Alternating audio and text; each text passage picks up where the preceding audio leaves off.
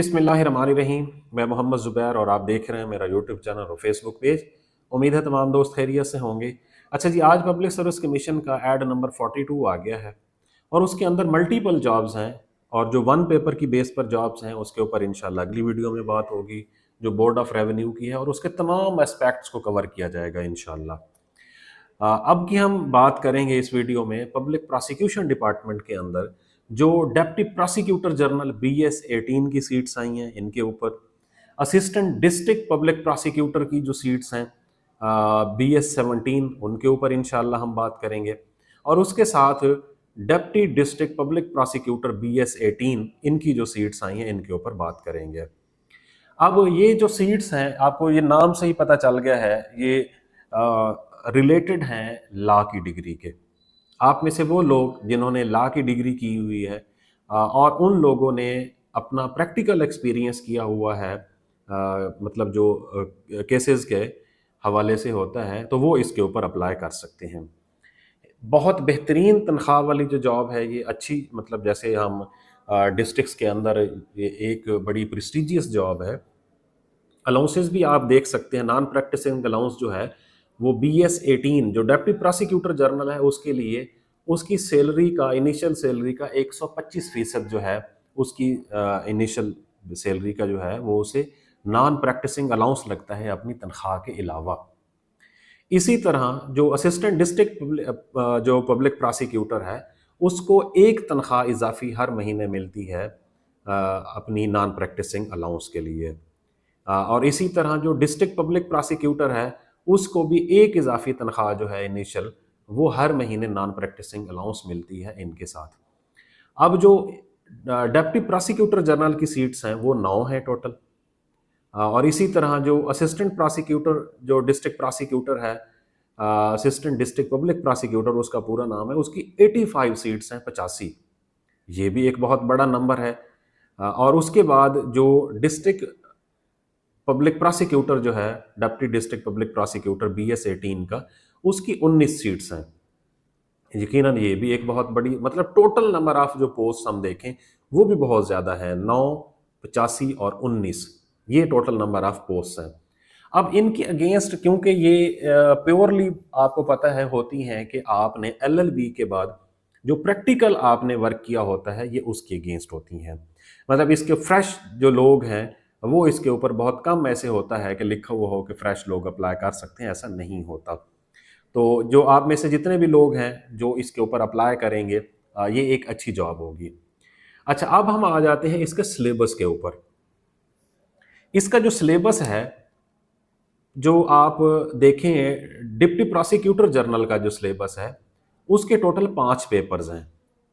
100 number का जो paper है वो क्रिमिनल लॉ 1 जो पेपर है वो प्रोसीजर का है, 25 नंबर MCQs के हैं और 75 नंबर सब्जेक्टिव होगा। इसी तरह क्रिमिनल लॉ 2 जो है पेपर सब्सटेंटिव है, 25 नंबर MCQs और 75 नंबर जो है वो सब्जेक्टिव है। क्रिमिनल लॉ 3 एविडेंस के हवाले से है, ये 25 नंबर MCQs है और 75 नंबर का इनका सब्जेक्टिव है। और कॉन्स्टिट्यूशनल क्रिमिनल लॉ जो है 25 नंबर MCQs और 75 नंबर डिस्क्रिप्टिव है। और जो इंग्लिश के इसके नंबर हैं, अब इसमें सारी चीज़ें आ जाएंगी, शायद इंग्लिश ऐसे के अलावा बाकी सारी चीज़ें भी होंगी, तो ये 50 नंबर का होता है। ये शायद सिर्फ इंग्लिश ऐसे ही शॉर्ट ऐसे हो, क्योंकि सिर्फ इंग्लिश लिखा हुआ है, तो ये 50 नंबर का है। और 100 नंबर का जो है इनका साइकोलॉजिकल के साथ वाइवा होगा।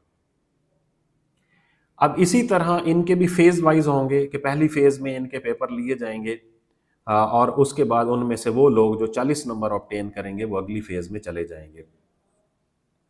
अच्छा जी, अब हम आ जाते हैं दूसरी जो सीट है वो है असिस्टेंट डिस्ट्रिक्ट पब्लिक प्रोसिक्यूटर की, जिसकी हर महीने एक इनिशियल तनख्वाह इजाफी मिलनी है। उसके भी 4 पेपर हैं, ऊपर वाले के 5 थे, अब 17 वाले के 4 पेपर हैं। अब वो कौन से 4 पेपर की जो है, इसके टोटल नंबर जो है वो 4 है। क्रिमिनल लॉ प्रोसीजर 1 ये 150 नंबर का है, जिसमें 25 नंबर MCQs और 125 नंबर जो है वो सब्जेक्टिव के हैं। क्रिमिनल लॉ सब्सटेंटिव जो है उसके 25 नंबर MCQs हैं, 75 नंबर जो है वो डिस्क्रिप्टिव हैं। और क्रिमिनल लॉ 3 जो है एविडेंस का, वो ये है।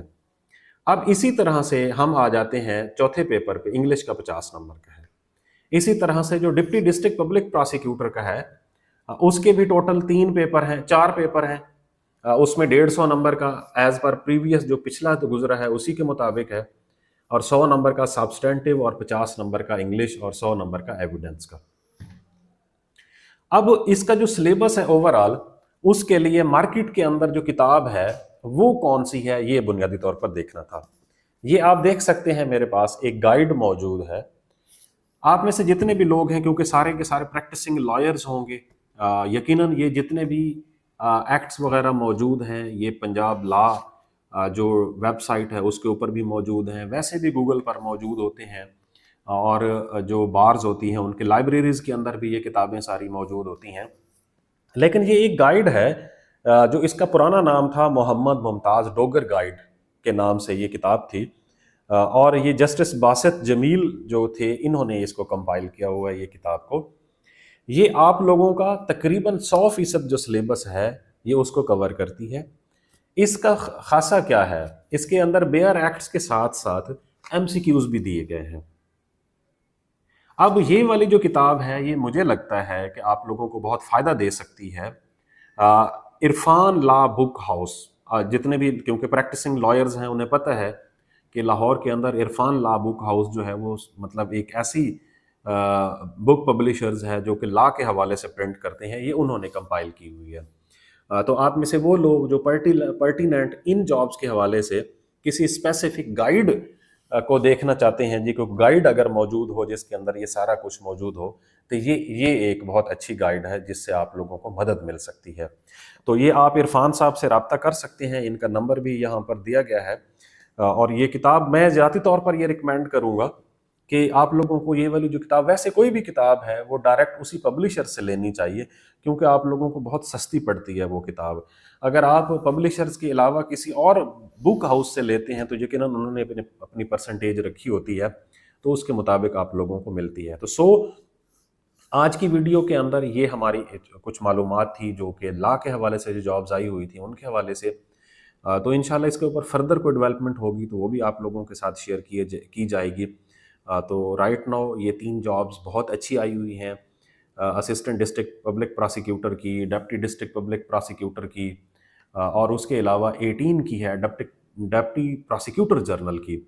तो ये तमाम जॉब्स जो हैं ये बहुत अच्छी हैं। आप में से वो लोग जो अ, मतलब इन जॉब्स पे आना चाहते हैं तो उनके लिए ये एक बहुत अच्छी अपॉर्चुनिटी है।